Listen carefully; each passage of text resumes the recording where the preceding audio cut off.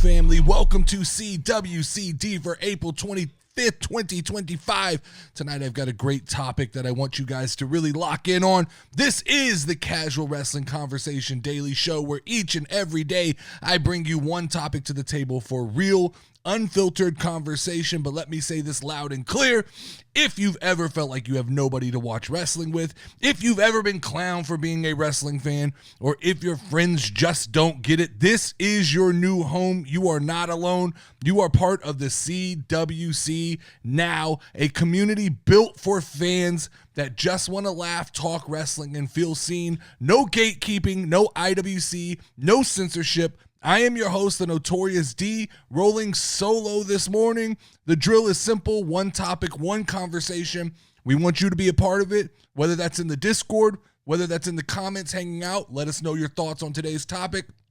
We are all part of the CWC, and we need to grow the movement. Like, comment, subscribe, and tell your wrestling friends. Even if you only have one, make sure to tell that wrestling friend if they're not watching, they need to be watching. Tonight's show is brought to you by the Casual Wrestling Merch Store. We've got fresh heat dropping, new shirts coming next week, so kind of post-WrestleMania and some new stuff dropping, but we'll talk about that later. So CWC, we have to have a conversation. We need to have a conversation about power, more specifically about what feels like a growing power struggle between The Rock and Triple H inside of WWE. Because the more interviews I watch, the more social media I scroll, the more backstage whispers I read about, the more it's starting to feel like these two are not aligned, like they are not on the same page. And that can be a massive problem if you care about the future of WWE. Now, let's start with what people are already saying. There's already this growing perception online that The Rock is trying to run the show, that The Rock is trying to run interference on the creative process that Triple H has in place right now. We're talking about a guy who clearly has lied about what happened at WrestleMania. I think that's pretty evidently clear at this point. He has publicly criticized the creative direction of WWE. He hijacked the John Cena, Cody Rhodes story, then he ghosted us when it was time for a payoff. He commented on Instagram about storytelling, even kind of mentioning Triple H and the kayfabe and saying everything's a work. And now there's a lot of fans that are literally calling Dwayne "The Rock" Johnson Vince McMahon 2.0 behind the scenes. So let that sink in. We could be dealing with Vince McMahon 2.0.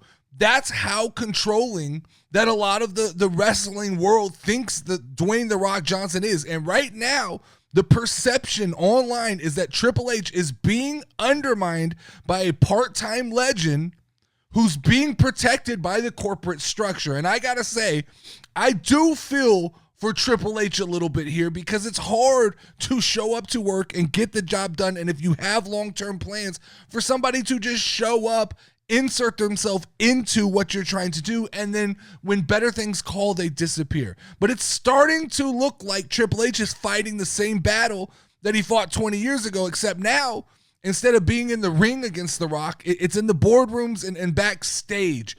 Let's not forget what led up to this, okay?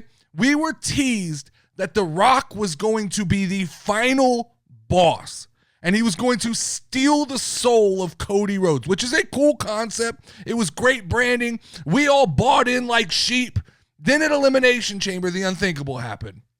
It wasn't Cody Rhodes who turned heel. It was John Cena who turned heel. And then The Rock just up and vanishes, leaves us with no answers to a story that clearly we had tons of questions about. No payoff, no closure, just confusion, which honestly kind of erased an entire year of carefully built tension. Does anybody else remember when The Rock handed Cody Rhodes a watch and this was supposed to lead to a match down the road? Now we have Dwayne talking about his role is done here. His job is done in this story.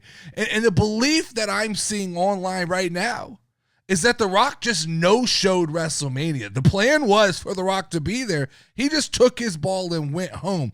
If you look at some of the little details, some of the little things that went on around WrestleMania, you can see that there was a blueprint for The Rock to show up. There were t-shirts in the merch store that said, "Finally, The Rock has returned to Las Vegas."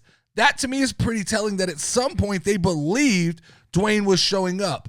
Las Vegas had odds at -800 for The Rock to show up. Now, I know that we're talking about something that's a fixed event, but Vegas is not in the business of losing money even on prop bets. And at some point, they had some information, at least, that The Rock was going to make some sort of appearance. But The Rock didn't just not show up. The Rock killed the vibe. He straight up has undermined Triple H's whole new creative direction. And then I believe, or I'm starting to believe, that this could be on purpose. But the worst part of all of this to me is that The Rock is now playing damage control and saying things that just don't kind of sit well with me. The Rock claims he was part of the creative process. He wanted to turn Cody Rhodes to heel. When it didn't go that way and they turned John Cena to heel, it feels like The Rock took his ball and went home. He's admittedly said that he came back for Elimination Chamber because Ari Emanuel wanted to boost the ticket sales, so he called him in to save the day. I just don't believe that to be the case. I've said this on numerous occasions. If the ticket sales are struggling in places like Canada, or just don't hold the shows there, then that's on you, WWE. And I don't know. I never felt like The Rock really trended the ticket sales in a certain direction. It was like in the last week of the buildup, right? I'm sorry, but if you're going to sell me on you being the final boss, then somebody has to explain to me what the definition of a final boss is, because The Rock has built himself in this image to be the final bad guy. But for who? Because he's not the final bad guy now for Cody Rhodes. He's not the final bad guy for John Cena. He just bullshitted us with his 12-hour lightning entrance and his fake People's Championship belt, and the final boss has actually finally disappeared. But this is where things get a little bit interesting to me. Triple H went on Paul Rosenberg's podcast, and I quote said, "When one of the most recognizable people in the world says he wants to be a part of the show, you have to listen." Now, there are times he'll go out there and cut a promo, and we're like, what the hell did he just say? I mean, it's cool, he's here, but what the fuck was that? That's a quote from Triple H. Now tell me that doesn't sound like a guy who's trying to manage the chaos that is going on inside of his house. This absolutely feels like a house divided. You have one guy named Triple H who I do honestly believe is trying to build long-term stories. I think that last year he had a roadmap laid out that led to WrestleMania, and some of these last-minute changes we saw were to try to appease TKO and The Rock. On the other hand, you have The Rock trying to position himself as what seems to be the top guy in the TKO corporate structure. And it's starting to feel like maybe his plan is to oust Triple H and get rid of all kind of semblance of Triple H and Stephanie McMahon. Because don't forget, let's not forget, 30 years ago, Triple H did try to derail The Rock's rise to fame.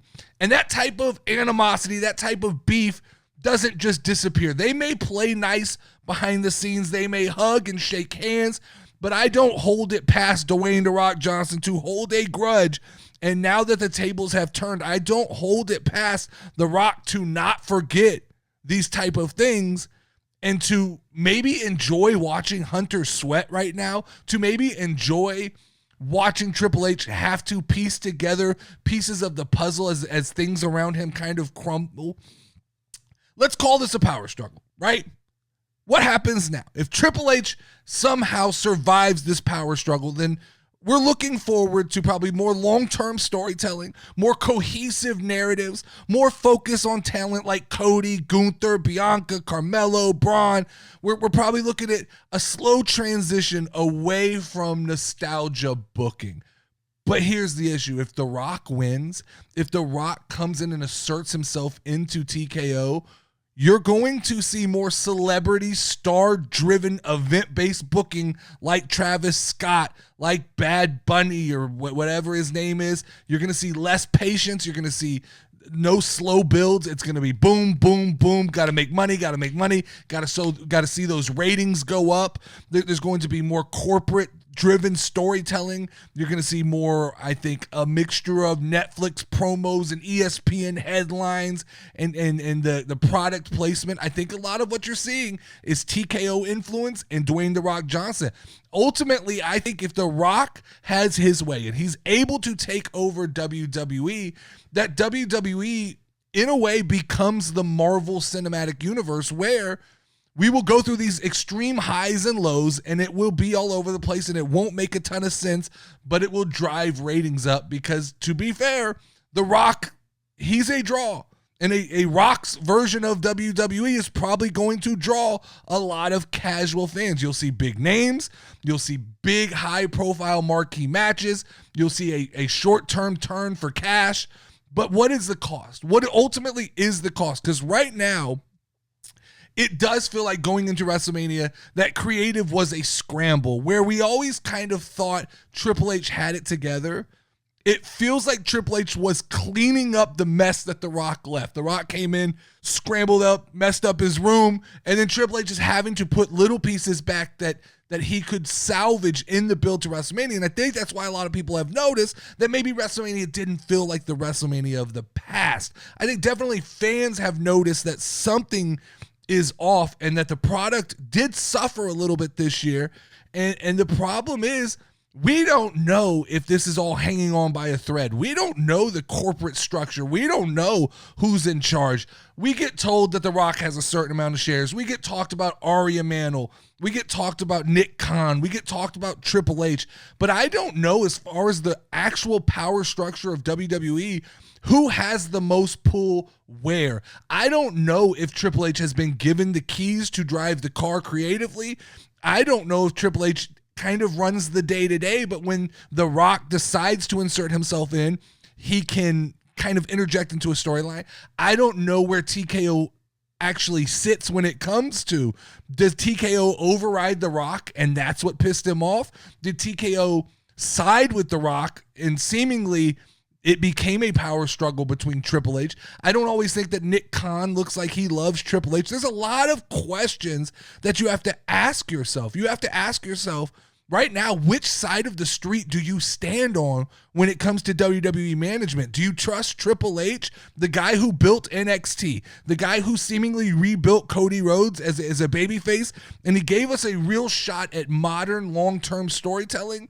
Or do you trust The Rock, the legend, the megastar, the business machine, who might be more concerned about the spotlight than the script, but he's going to get big names and give you big moments? Let me know in the comment section. Let me know in the Discord. I don't have the answers. I don't know who I side with right now. I'm still trying to decide where I should align myself, which side of the street am I supposed to stand on? If this is rap beef, I don't know. Am I Kendrick? Am I a Kendrick guy? Am I a Drake guy? Am I a 50 Cent guy? A Ja Rule guy? I don't know which side of the street I'm standing on right now. I'm still trying to piece together these facts, but I want to know what you guys think, because if we're pretending everything is fine, then this thing is going to collapse under the weight of two egos, and that, to me, is ultimately the worst thing that can happen to WWE. If WrestleMania 41 was a warning shot, WrestleMania 42 could easily be a war. A little bit of housekeeping before we get a short episode today, because I'm worn out from doing almost 2 weeks straight of content running through WrestleMania. So the housekeeping is, I'm putting together the Casual Wrestling Fantasy League. We're still kicking around a couple ideas. I've seen some cool ideas in the Discord. One of the only issues is some of the ideas are just outside of what I can control as far as the Drop the Belt website goes. The real options we have here are how many wrestlers we can choose to be on our fantasy team, what brand we represent. So you can't combine WWE and NXT. We could do an NXT fantasy league if that is something people are interested in. We 100% could do that. I saw the idea of like tag teams thrown around. I just don't have control over that. The way they run the website is it's each person represents their own team, and you can pick individual wrestlers. So we'll pull together a couple more ideas, then we'll get that up and running. I want to talk about next week's schedule. From here going forward, these episodes that are daily will be these conversational style episodes. They'll be about 15 minutes long, where I present a conversation topic, and then hopefully that spark. It's done well so far. What I've noticed, the analytics are blowing up through the roof. These conversation style topics seem to be what you guys like best, where we present kind of a two-sided argument, and then it bleeds over into the TikTok, it bleeds over into the YouTube comments, and it bleeds over into the Discord. So for the foreseeable future, episodes Monday through Thursday will be these 15-minute kind of casual conversations. And then the Friday episode, Lauren will join me and we will do a full-fledged casual wrestling podcast where we do the 10 questions, we do some news stories, we do a little bit of everything. But what y'all really seem to be enjoying is these conversational topics where we kind of pit two ideas against each other. So we'll do that. We'll update on like the Casual Fantasy League on Fridays. We'll get to all the kind of housekeeping stuff. If you're just here for a full like me and Lauren episode, Friday will be your thing. If you like these conversations, then you can join me daily. I will have one of these conversations to talk about. But that's pretty much what I've got for you guys tonight. Make sure to hit me up in the comments. Let your voice be heard. I will protect you from the IWC. So any comment that's left with hashtag CWC will get you protection against the crazy IWC responses. Like, subscribe, and share this episode. The new merch is available at casualwrestling.com. I am the Notorious Dirty D. This was CWCD. Stay loud, stay loyal, stay casual. We can ring the final bell. Head down, we're ready to rumble. The casual pod don't stumble. No peace, no rest in this fight.